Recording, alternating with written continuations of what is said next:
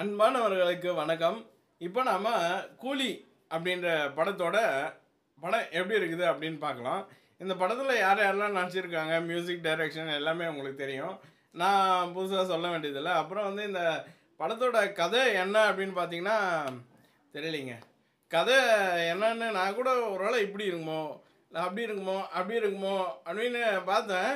திடீர்னு மாறுது, ஒன்றும் புரியல.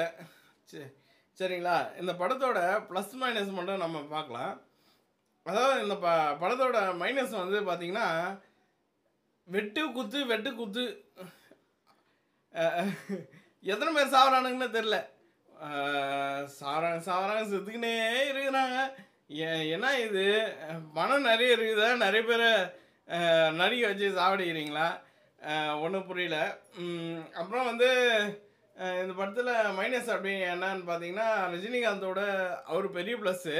ஆனால் அவரோட ட்ரெஸ்ஸு வந்து ஏதோ ரொம்ப சரியில்லாத மாதிரி இருக்குது. அவர் ட்ரெஸ்ஸு இன்னும் சூப்பராக காமிச்சிருக்கலாம். அப்புறம் வந்து இந்த அமீர் கான் வந்து உள்ளே வராரு, காமிக்கிறாங்க.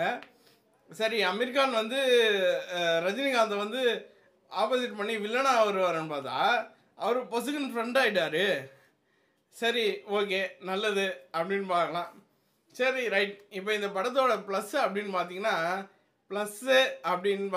இந்த one and only ever green super star Rajinikanth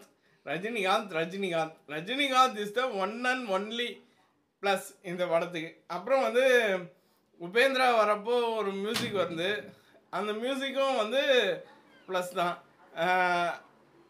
அவ்வளோதான். அப்புறம் அந்த மியூசிக்கு அவ்வளோதான். மற்றபடிக்கு ப்ளஸ்ன்னு எதுவுமே கிடையாது. ஆனால் ஏதோ பரவாயில்ல, ஒரு முறை பார்க்கலாம். நன்றி.